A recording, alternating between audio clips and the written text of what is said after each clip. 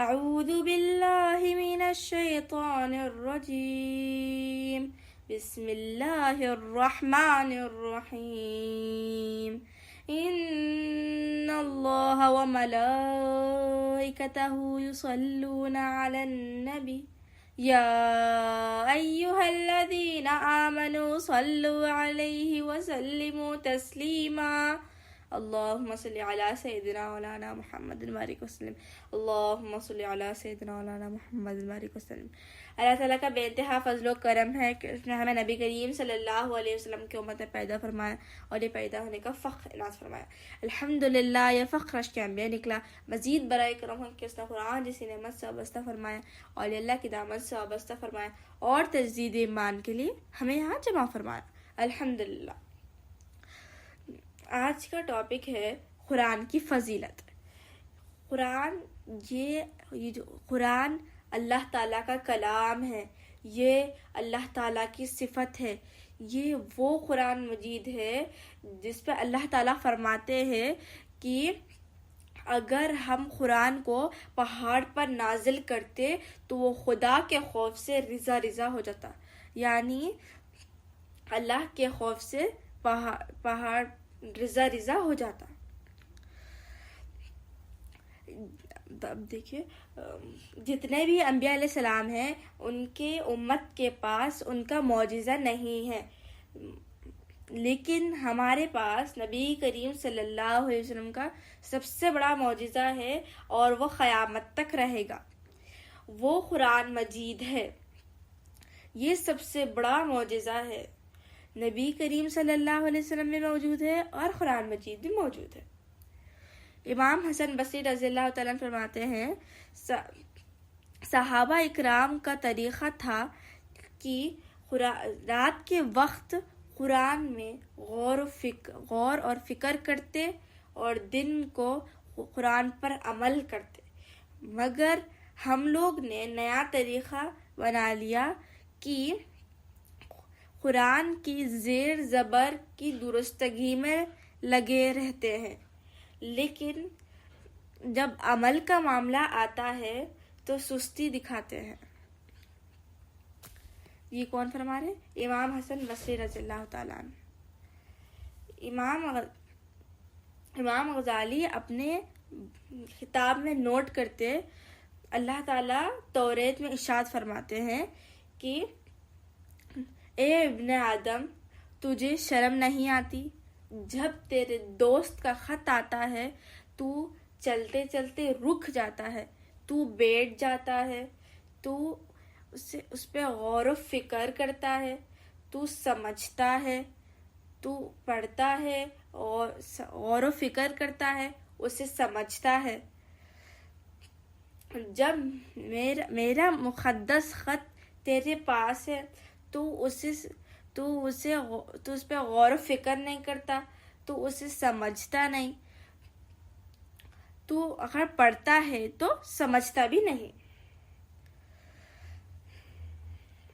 اللہ تعالیٰ فرما رہے جب تیرا بھائی واقعہ سناتا ہے تو تو غور سے سنتا ہے، تو غور و فکر کرتا ہے، تو سمجھتا ہے۔ جب کوئی مداخلی کرے تو تو اشاروں سے روک دیتا ہے۔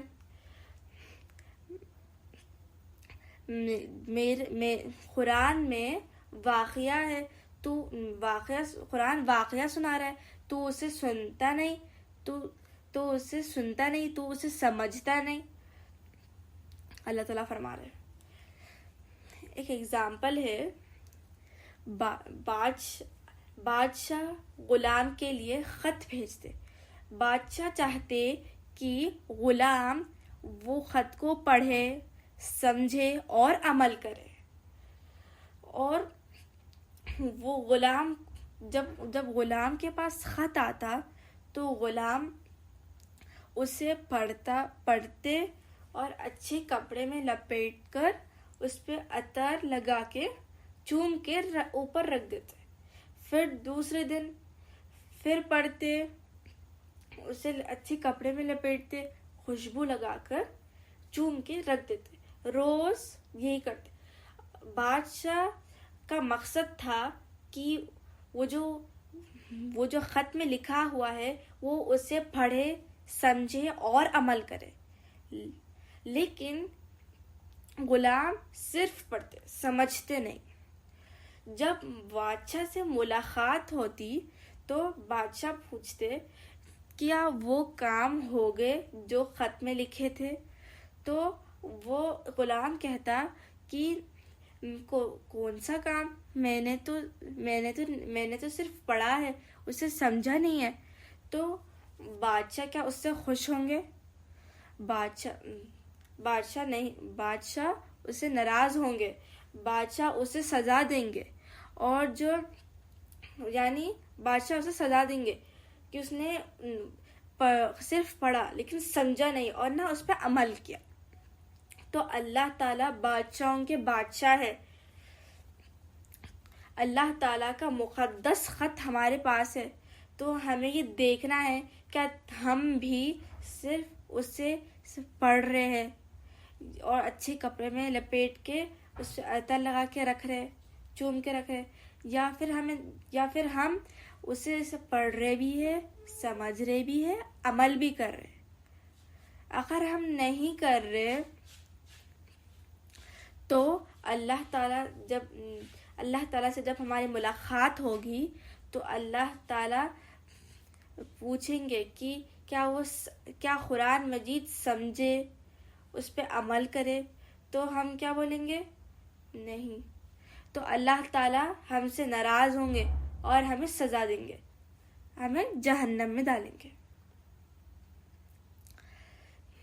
نبی کریم صلی اللہ علیہ وسلم حدیث میں ارشاد فرماتے ہیں میں تمہیں 2 وعظ چھوڑ رہا ہوں، 2 وعظ اور 2 ناصح چھوڑ رہا ہوں۔ ایک وہ تمہیں ہمیشہ وعظ اور نصیحت کریں گے، ایک اس میں سے بولنے والا ہے اور ایک خاموش ہے۔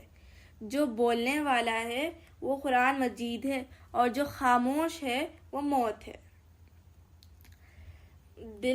دل کا زنگ، یعنی دل کو بھی زنگ لگتا، دل کو زنگ لگا تو یعنی وہ زنگ ہٹانے کے لیے قرآن کی تلاوت اور موت کو یاد کرنا ہے، قرآن کی تلاوت کرنا ہے اور موت کو یاد کرنا ہے۔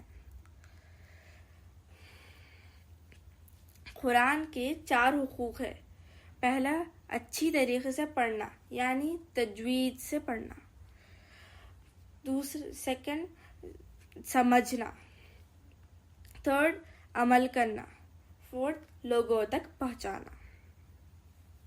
اسی بات سے یعنی آج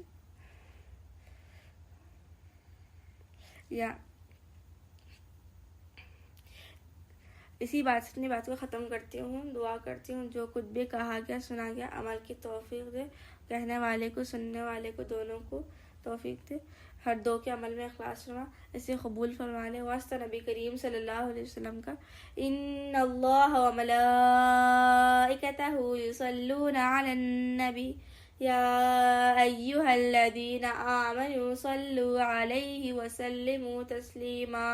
اللہم صلی علی سیدنا مولانا محمد وبارک وسلم۔ اللہم صلی علی سیدنا مولانا محمد وبارک وسلم برحمتک یا ارحم الراحمین والحمد للہ رب العالمین۔ السلام علیکم ورحمۃ اللہ وبرکاتہ۔